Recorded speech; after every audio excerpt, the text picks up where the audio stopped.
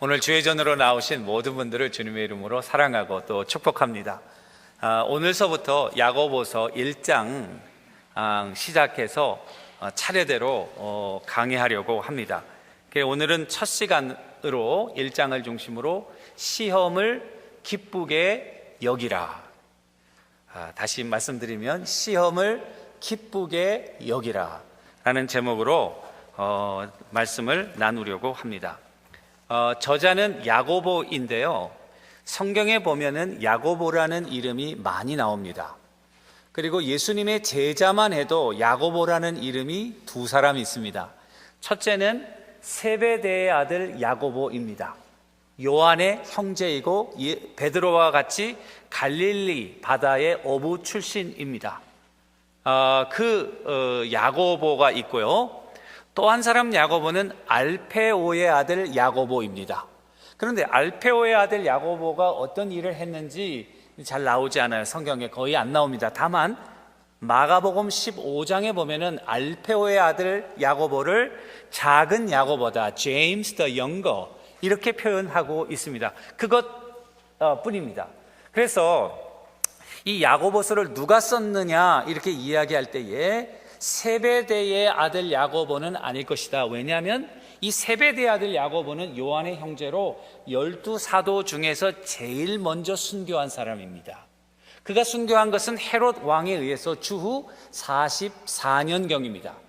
그러면 이 서신이 쓰여진 것보다 이전이거든요. 그래서 이 제임스 세베대의 아들 야고보는 아니다. 그럼 알페오의 아들 작은 야고보냐? 그 야고보에 대해서는 전혀 알려진 것이 없기 때문에 주석가들은 아니라고 말합니다. 그러면 이 야고보를 쓴 사람이 누구냐라고 할 때 대부분 지배적인 의견은 예수님의 동생 야고보이다, 예수님의 친동생 야고보이다, 이렇게 말씀합니다.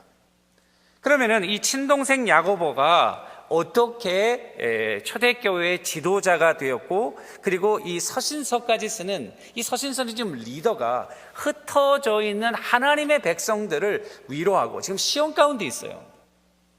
그 어려운 가운데 있는 흩어져 있는 하나님의 12지파들을 지금 위로하면서 격려하면서 도전하는 그런 의도로 지금 편지를 쓴 거거든요. 어떻게 리더가 될 수 있었을까?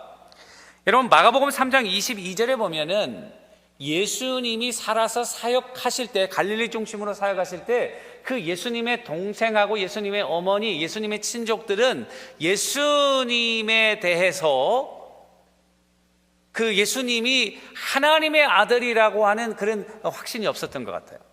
마가복음 3장 21절에 보니까 뭐라고 돼 있냐? 예수의 친족들이 듣고 그를 붙들러 나오니 이는 그가 미쳤다 함이라. 예수님의 친족들이 예수님을 붙들러 왔어요. 붙들러 이유는 오는 예수가 좀 미쳤다고, 하나님의 아들이라고 그러고 병을 고치고 가르치고 다니는데 아무래도 우리 형이 미친 것 같다. 이 친족 중에 이 야고보가 있었어요. 그러니까 그 예수님이 살아생전에는 예수님을 믿지 않았죠. 그런데 어떻게 그가 예수님을 믿게 되었을까? 성경에 보면은 흩어져 있는 증거들이 몇 군데가 있어요. 그것은 바울이 예수 그리스도의 부활을 얘기하면서 고린도전서 15장 3절 이하에 보니까 뭐라고 되어 있냐면, 내가 받은 것을 너희에게 전하였노니 이는 성경대로 그리스도께서 우리의 죄를 위해 죽으시고 장사 지낸 바 되셨다가 성경대로 사흘 만에 부활하셨다. 그리고 12제자들에게 보이셨다. 부활한 주님이 12제자들에게 나타나셨다고 말씀하고, 그 후에 500여 형제에게 일시에 보이셨고, 그 다음에 보면 뭐라고 되어 있냐면은 그 이후에 야고보에게도 보이셨다. 이 야고보가 누구냐? 예수님의 제자 야고보는 이미 12사도에 들어가 있습니다. 제자가 아닌 야고보거든요. 이 야고보는 바로 예수님의 동생 야고보를 의미합니다. 그러니까 부활하신 예수님이 믿지 않던 자기 동생 야고보에게 나타난 것이죠. 부활하신 주님을 체험한 이후에 이 야고보가 변하게 된 것을 알 수 있습니다. 또 사도행전 1장 14절에 보니까 그 부활을 체험한 하나님의 그리스도의 제자들이 오순절을 기다리면서 마가의 다락방에서 기도하면서 한 마음으로 기도하고 있잖아요. 그 14절에 보면은 이렇게 되어 있어요. 여자들과 예수의 어머니 마리아와 예수의 아우들과 더불어 오직 마음을 같이하여 기도에 힘쓰니라. 부활을 체험한 예수님의 아우들이 어머니와 함께 마가의 다락방에서 성령의 강림을 위해서 한 마음으로 기도하고 있었다. 그리고 나서 사도행전 15장에 보니까 사도 바울이 1차 전도 여행을 마친 후에 놀라운 변화가 일어났어요. 그 이전에는 그게 예루살렘 총회가 주 50년경인데요. 그 이전까지는 다 유대인들에게만 복음을 전했잖아요. 물론 유대의 반경을 지나서 사마리아와 구브로와 안디옥까지. 그러나 그들의 타겟팅 그룹은 주이시 크리스찬이에요. 회당을 중심으로 예수 믿는 그 유대인들을 중심이라. 근데 사도 바울이 복음을 전하면서 상황이 바뀌어 버렸어요. 이방인들도 예수를 믿는 거예요. 헬라인들도 예수를 믿는 거예요. 그러니까 사도 바울이 1차 전도여행을 마치고 예루살렘 총회에 와서 보고하는 내용은 뭐냐면은 유대인들만 하나님의 백성이 아니라 복음을 받는 이방인들도 하나님의 백성인 것을 인준해달라. 그 예루살렘 총회의 주된 목적이었습니다. 그 총회의 총회장으로 모든 것을 주관하고 있는 사람이 누구냐면 이 야고보 장로이에요. 예수님의 친동생 장로이에요. 그러면서 갈라디아서 2장 9절에 보니까 사도 바울이 뭐라고 그랬냐면은 자기가 회심하고 그리스도를 부활한 그리스도를 만나고 사도로 부르심을 받는 그 사도직에 대한 인돌스먼트를 누구에게 인정을 받고 있냐 그 근거를 제시하는데 기둥과 같이 여기는 야고보와 게바와 요한에게 내게 주신 은혜를 그들이 내게 주신 은혜를 알고 있다. 이렇게 고백하고 있어요. 그러면서 야고보를 이야기할 때 기둥과 같은 장로다.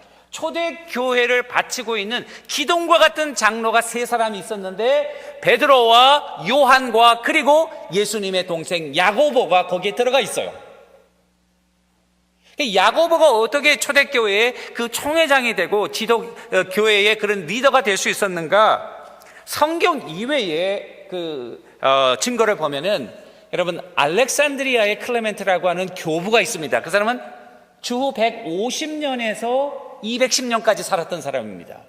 알렉산드리아 클레멘트, the Clement of Alexandria. 그런데 이집트 사람이죠, 물론.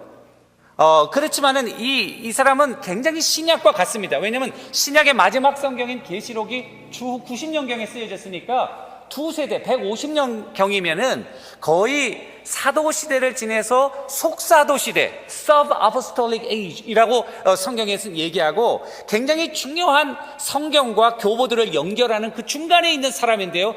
그 책에 뭐라고 되어 있냐면은 이 야고보 장로가 교회 리더가 된 것은 베드로와 요한의 어포인먼트에 의해서 그렇게 됐다.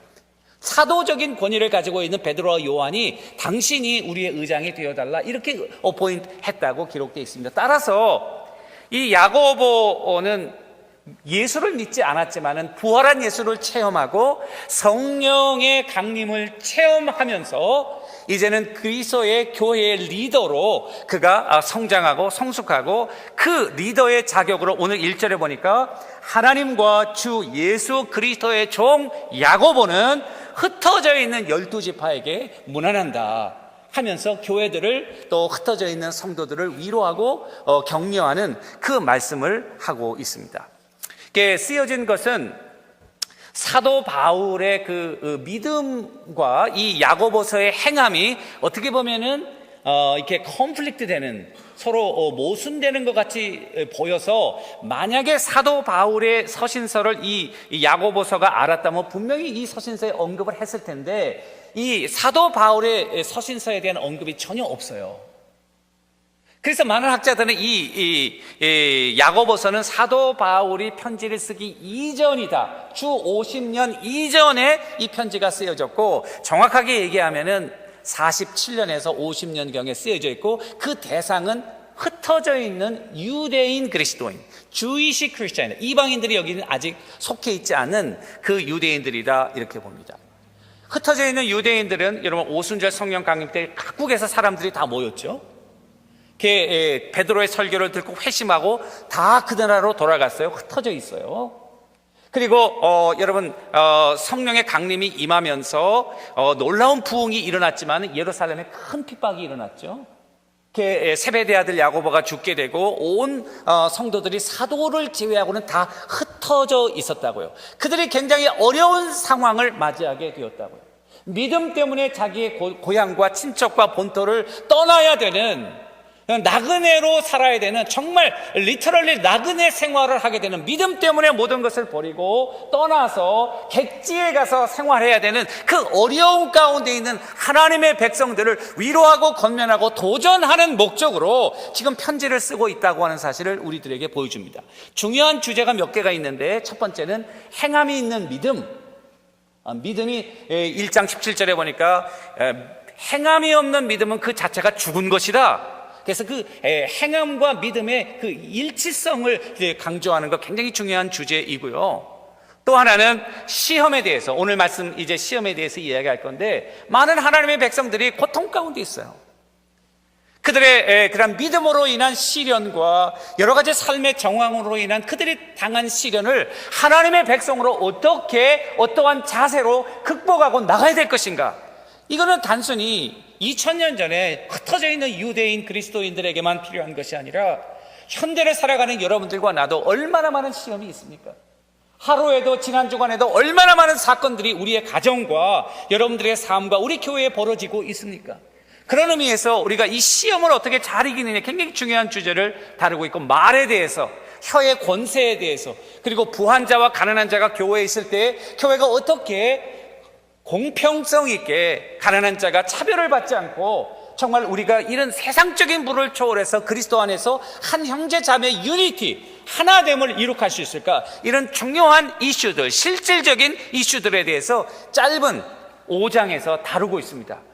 여러분들, 제가 지난 주일에 꼭 한번 읽어보시고 오시면 좋다. 혹시 못 읽어보셨으면 이번 주에라도 하루에 한 장씩 꼭 묵상하면서 여러분들이 읽어보면 중요한 내용들, 실질적인 내용들, 우리에게 도전이 되는 귀한 말씀들이 다 있으리라고 생각합니다. 오늘은 1장 읽은 말씀을 중심으로 시험을 기쁘게 여기라는 말씀으로 좀 나누려고 해요. 시험 하니까 뭐 좋은 시험 좋아하는 사람은 어디 있습니까? 다 어렵고 힘들죠. 제가 설교 중계하기 전에 이렇게 시험 인터넷을 쳐봤더니 위키 인터넷 사전 있잖아요. 그 인터넷 사전에서 시험이라는 단어를 쳤더니 다음과 같이 설명해 놓았더라고요. 그대로 제가 인용합니다. 아쉽게도 여기에서는 시험을 잘 보는 방법이 상세하게 적혀 있지 않다. 아시다시피 시험을 잘 보는 방법은 열심히 공부하는 길밖에 없기 때문이다. 그러니 지금 시험 기간인데 위키에 들어온 사람은 위키를 끄고 다시 시험 공부에 집중하기를 추천한다. 아주 정답을 주었더라고요. 시험을 어떻게 잘 볼까 이렇게 쳐보니까 시험 잘 보는 방법은 없다. 열심히 공부하는 것밖에 없다. 얼른 끄고 공부해라. 그 말을 여기서 이렇게 해줬더라고요. 오늘 본문에 보면 시험이 두 가지 종류예요. 여러분 다 아시죠? 첫 번째는 똑같은 시험이라고 번역했지만은 믿음의 시련으로서의 시험. 하나님이 하나님의 백성들을 트레이닝하는 거예요. 그냥 온상 속에서 필요한 거 다 주고, 비료 주고, 물 주고, 햇빛 주고, 농약 주고, 그 안에서 이렇게 곱게 자라도록 하나님은 그런 것과 관계없어요. 하나님은요, 여러분들을 택하시고 만드실 때에 여러분들의 고유의 품성과 고유의 은사와 여러분들의 고유한 것을 이끌어내도록 여러분들을 가만히 내버려 두지 않으신다고요.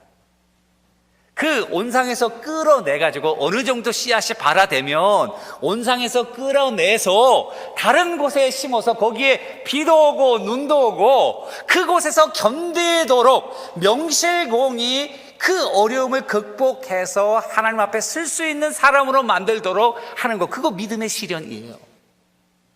또 하나 시련은 뭔가 13절과 14절에 보니까 너희가 시험을 받는 것은 마음의 욕심에 이끌려가지고, 그래서 그것은 시험이라고 그러지만은 그 유혹, 사단이 우리를 진리에서 넘어뜨리려고 하는 그 유혹으로서의 시험, 이 두 가지 시험이 지금 오늘 본문에 같이 나와 있고 한국말 성경에는 시험이라는 단어로 나와 있기 때문에 컨텍스트, 상황으로 그 시험을 분류하고 있어요. 지금 NIV 영어 성경에 보면요, 그 두 가지를 다르게 해석하고 있어요. 처음에 믿음의 시련으로서의 시험은요, 테스트 또는 trial 이런 말로 되어 있어요. NIV 성경에는요. 그리고 13절과 14절에 그 욕심에 이끌려받는 시험은 temptation, 유혹이다. 이렇게 두 가지 다른 말로 번역을 했어요. 상황에 따라. 저는 생각하기를 이게 분명히 헬라어에 보면, 원어를 보면은 이게 두 가지 다른 단어일 것이다 생각했어요. 그래서 원어 성경을 이렇게 찾아봤어요. 이 부분을. 여러분 놀랍게도 이 trial or test라는 말과 temptation이라는 말 다 같은 헬라어 한 단어입니다. 그 명사형은 페이라조모스라는 단어고요, 동사형은 페이라조라는 단어예요. 다 똑같아요. 구분이 없어요. 이상하다.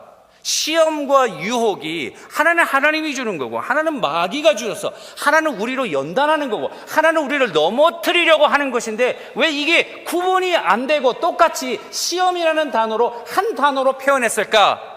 혹심이 나더라고요. 그래서 성경을 조금 더 찾아봤어요. 그랬더니 똑같은 단어 trial, 믿음의 테스트라는 trial이라는 단어로 이게 조사를 해봤더니 마태복음 16장 13절에 똑같은 단어가 사용됐는데 거기에 뭐라고 되어 있냐? 예수님께서 제자들에게 기도하는 법을 가르치면서 시험에 들지 않게 하옵시고 not lead us into temptation. trial이라고 하는 말로 헬라어를 조사를 해봤더니 유혹이라는 말로 번역이 되어 있어요. 누가복음 4장 13절에 보니까 마귀가 광야에서 예수님을 시험하다 할 때 그 시험하는 단어가 여기 보면은 믿음의 시련, trial이라는 똑같은 페이라소모스라는 단어로 되어 있고 거기는 유혹이다, temptation이다 되어 있어요. 그러니까 이 단어는 상황에 따라서 유혹도 되고 상황에 따라서 테스트도 되는 거지, 그 단어 자체가 이 두 상황을 구분하지 않고 있다고 하는 사실을 알 수 있어요.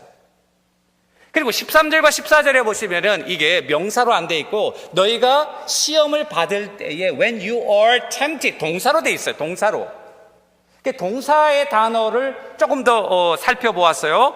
살펴보았더니 고린도후서 13장 5절에 똑같은 단어가 사용되었어요. 거기는 뭐라고 되어 있냐면 너희는 믿음 안에 있는가? 너희 자신을 시험하고 너희 자신을 확증하라. 너희 자신을 시험하고 you test yourself, confirm yourself. 너 자신을 확증하라. 그런데 이게요, 제가 찍은 단어가 너가 시험을 받고 욕심에 이끌려 시험을 tempted라는 헬라어 단어 페이라조를 찍었더니요, 여기 보면 test라는 동사로 나와 있어요. 그러니까 명사나 동사나 유혹과 믿음의 시련에서 구분이 없이 한 단어로 사용하고 있다는 거예요. 자, 그러면요, so what? 여러분 다 그렇게 생각하실 거 아니에요? 그래서 어떻다는 거냐? 그런데 이게 중요한 의미를 가지고 있어요. 첫 번째는요, 우리말 성경이 번역이 잘 된 거예요. 시험과 유혹을 구분하지 않았어요. 한 단어로, 야고보서에 보면 다 시험으로 돼 있죠. 첫 번째. 두 번째는요, 비록 하나님께서 여러분들의 믿음을 단련하시기 위해서, 연단하시기 위해서 시험을 주어도 여러분들이 믿음으로 적극적으로 반응하지 않고 불신앙적으로 그 말씀에 순종하지 않는다면 그 결과는 부정적인 거예요. 그 결과는 비극적인 거예요. 마치 마귀가 여러분들을 시험에서 떨어뜨리는 것과 같은 결과가 여러분들에게 주어진다는 사실입니다. 대표적인 예를 들어볼까요? 아담과 하와입니다. 아담과 하와는 선악과를 먹지 말라, 이거 하나님의 테스트예요. 마음 중심으로 하나님을 섬기고 하나님 이외의 다른 그런 명령이 없고 하나님만을 섬기라고 하는 그와 같은 상징적인 것으로 줬어요. 그거 순종했습니까? 안 했습니까? 그건 마귀가 준 게 아니에요. 하나님이 주신 명령이에요. 실패했어요. 불순종했어요. 죄악 가운데 범죄했죠. 결과가 어떻게 됐죠? 진리이신 하나님으로부터 단절되었고 죽음이 들어오게 되었고 에덴 동산에서 쫓겨나게 됐어요. 또 다른 예 들어볼까요?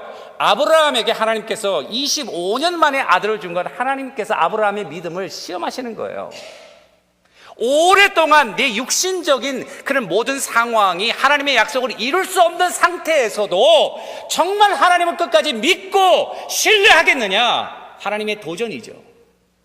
인간의 이성과 경험으로 생각할 수 없는 상황에서도 네가 믿음으로 극복하고 하나님을 순종하고 신뢰하겠느냐? 그 말이죠.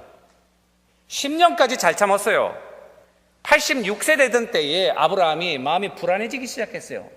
나도 늙어지고 우리 부인도 늙어지는데 이거 방법이 없겠다. 그렇게 해서 생각해서 취해서 자기 방법으로 아들을 낳는데, 여종을 통해서 아들을 낳는데 하갈을 통해서 이스마엘을 낳은 거예요. 여러분, 이스마엘은 지금 흩어져 있는 팔레스타인 족속들입니다. 하나님의 족속들을 지금도 괴롭히고 있고, 그 이후에 모든 그런 이스라엘과 컨플릭트를 일으면서 그들을 미워하고 정복했던 것이 이스마엘의 자손들입니다. 그 결과는 누가 져야 됩니까? 그러니까 말이에요. 여러분들, 하나님이 여러분들을 시험하니까 내가 믿음으로 순종하지 않으면 하나님이 다 알아서 하겠지. 천만의 말씀. 도전입니다. 하나님의 순종은요, 하나님의 시험은요, always challenge. 정신을 바짝 차려야 돼요. 믿음으로 바로 서야 돼요. 영적인 잠에서 깨야 돼요. 안 그러면요, 네거티브한 이펙트는 여러분들이 감당할 몫입니다. 누구 블레임할 수 없습니다, 여러분.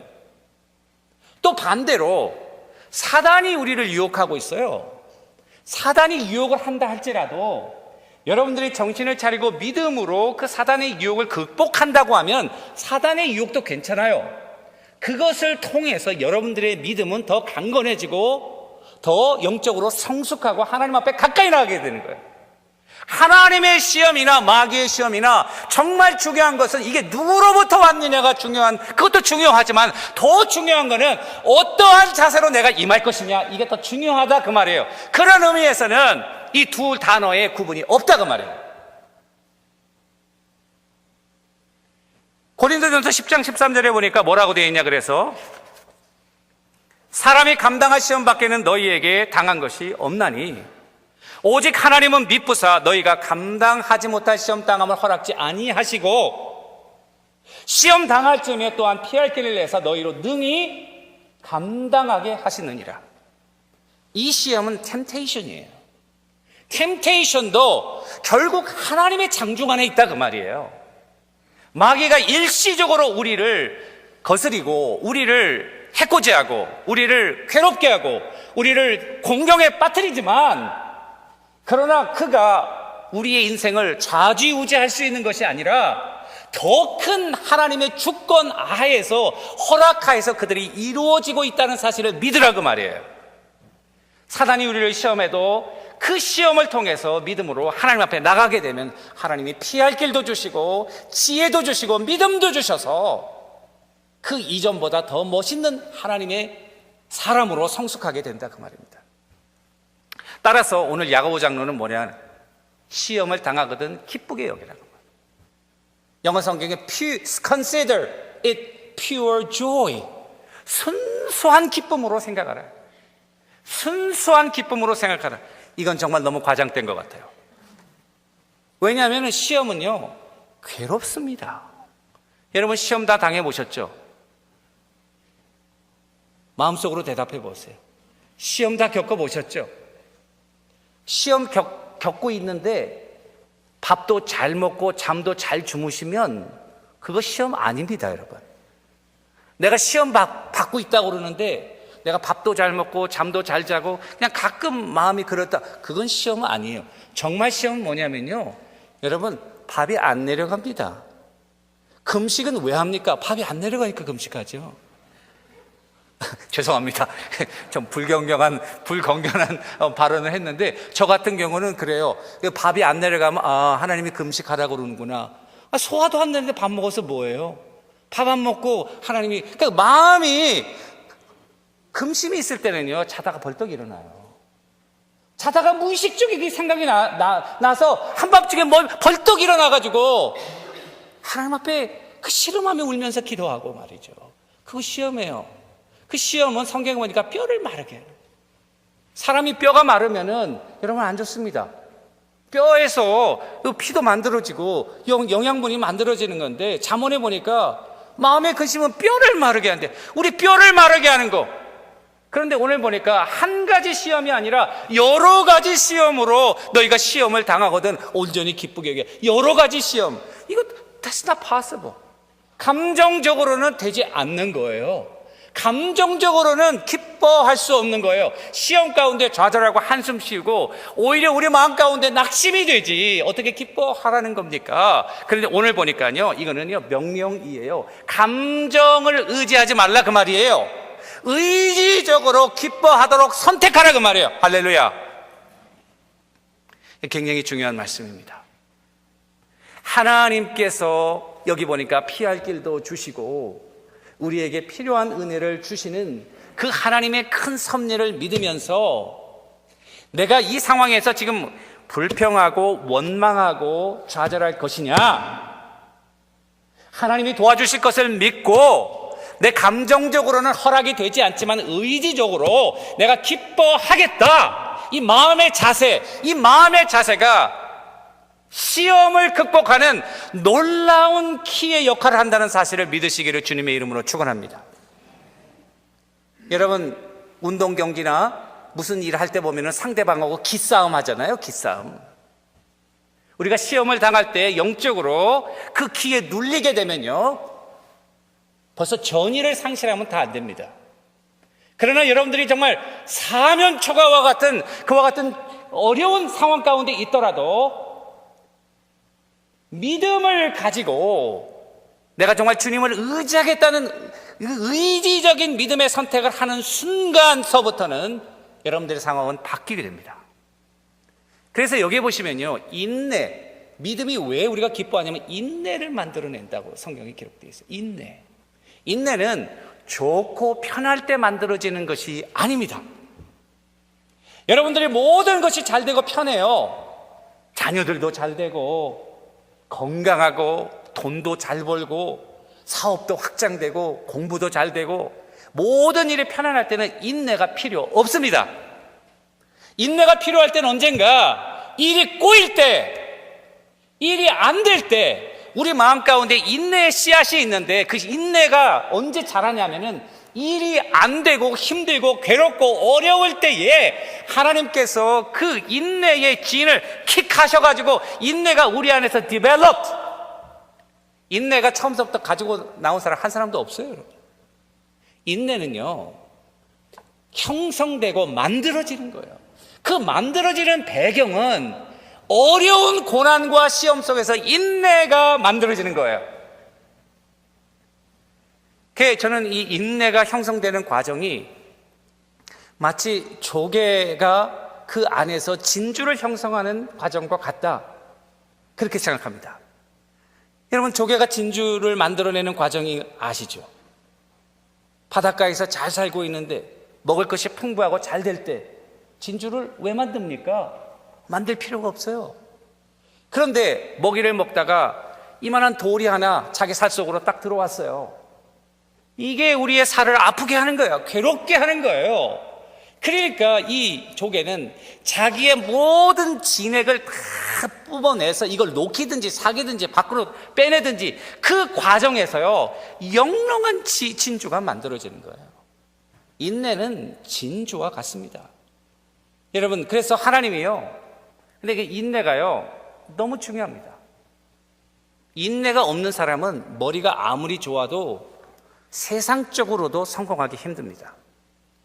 여러분, 자기 분야에서 성공한 사람들 다 보셨습니까?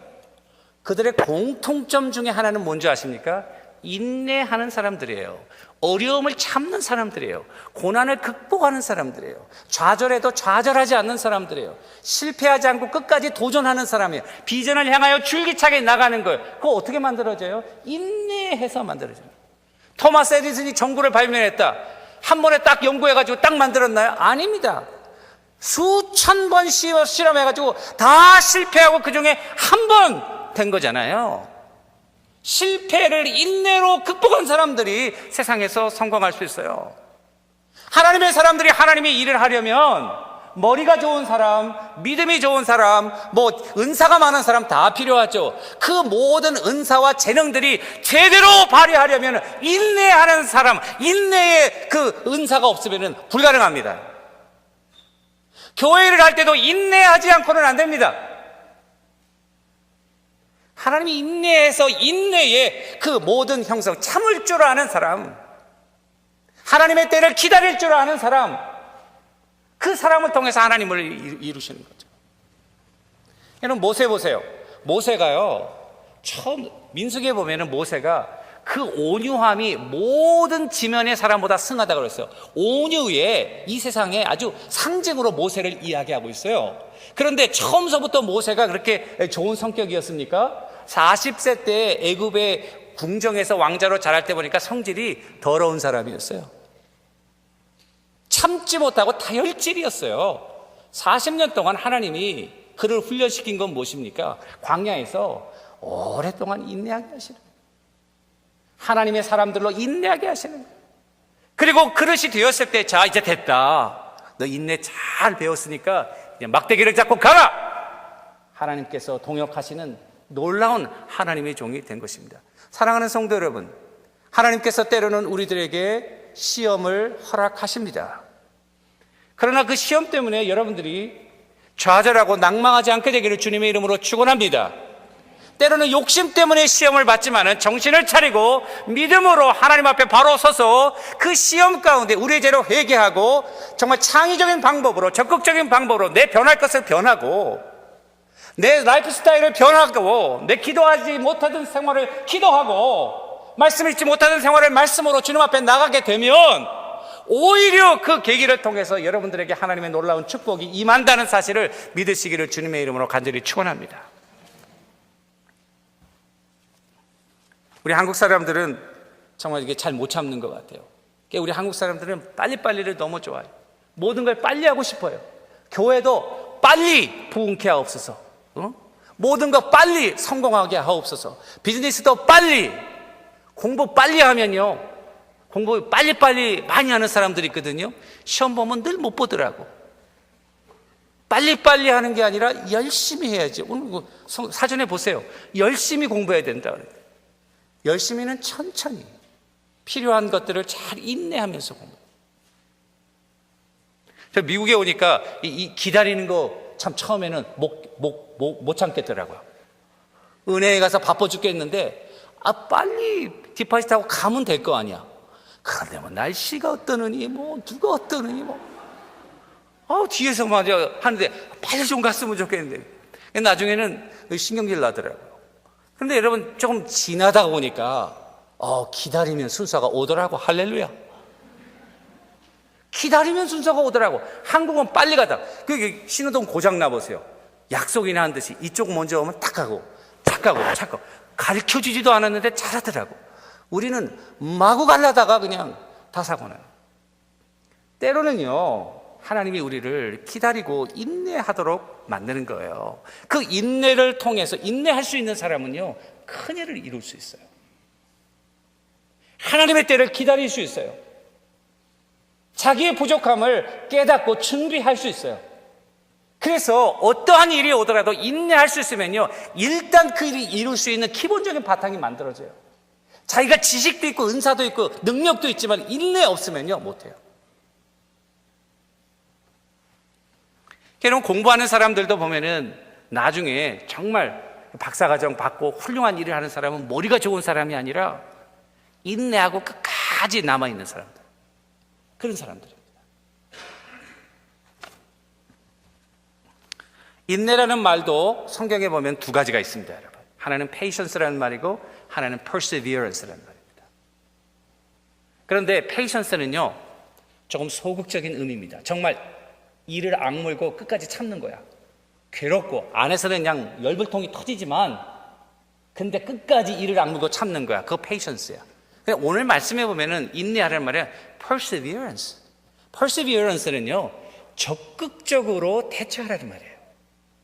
가만히 있어서 수동적으로 그 어려움을 참는 것이 아니라 이 어려움을 믿음을 통해서 창의적이고 적극적으로 극복하는 거야. 괴로운 일을 괴로운 일로 그냥 이렇게 참고 지내는 것이 아니라 괴로운 것을 즐겁도록 만드는 지혜와 믿음, 그 persevere예요. 고난 중에는요, 여러분들이 인내를 하셔야 되는데요, 죽어라 참으면 되겠지, 그런 인내보다는 하나님께서 주시는 적극적인 믿음으로 우리 자신을 돌아보고 우리 가정을 돌아보고 우리 형편을 돌아보면서 내가 변화해야 될 건 뭔가, 내가 고쳐야 될 건 뭔가, 적극적으로 주님 앞에 믿음으로 그 고난에 반응하는 거예요. 그게 인내하는 거예요.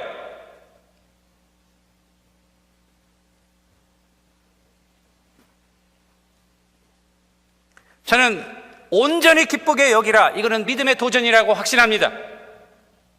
여러분들의 믿음을 사용해서 적극적으로 하나님께서 주신 그 인내를 향하여 나갈 수 있게 되기를 주님의 이름으로 간절히 축원합니다. 이 인내를 잘 이루려면 기도해야 됩니다. 그래서 여기 보면은 너희 가운데 지혜가 부족하거든 후히 주시고 꾸짖지 하시는 하나님께 구하라 그래요. 기도. 어려울 때 기도하려면 여러분 평소에 기도해야 됩니다. 정말 어려울 때 기도하고 싶은데 기도의 훈련이 돼 있지 않으면 어려울 때 기도를 참 하기가 힘듭니다. 평소에 기도를 열심히 하고 습관으로 기도해야 어려울 때 엎드려 기도할 수 있습니다. 그러나 정말 가만히 보면은 평소에 훈련이 안 돼서 어려워서 기도할 때인데 기도를 못해. 평소에 훈련이 안 돼 있어요. 여러분, 위기의 때는 하나님의 지혜가 꼭 필요합니다. 그 지혜와 또 이 어려움을 극복할 수 있는 능력은 기도로 나옵니다. 저는 에스더 보니까 여러분, 에스더가 그 나라가 큰 위기를 맞아서 온 유대 민족이 학살당하려는 그 가운데 있었어요. 그런데 에스더가 어떻게 했습니까? 죽기를 각오하고 금식하며 기도했어요. 하나님이 그에게 지혜를 주었어요. 그 왕에게 나가게 하고 왕에게 연회를 베풀게 하고 왕이 기뻐가지고 나라의 절반이라도 너에게 주겠다. 너 뭐 해줄까? 내일 한 번 더 오시기를 바랍니다. 내일 또 한 번 좋은 음식을 차려서 왕과 하만을 대접하고, 그리고 그 두 번째 자리에서 왕이 또 그에게 물었을 때 이제는 안전하겠다 싶으니까 이 민족을 나에게 주소서. 이 민족이 왕에게 대해서 해한 것이 없는데 한 악한 자가 나와서 이 민족을 말살하려고 하는데 그 사람이 바로 하만이다고.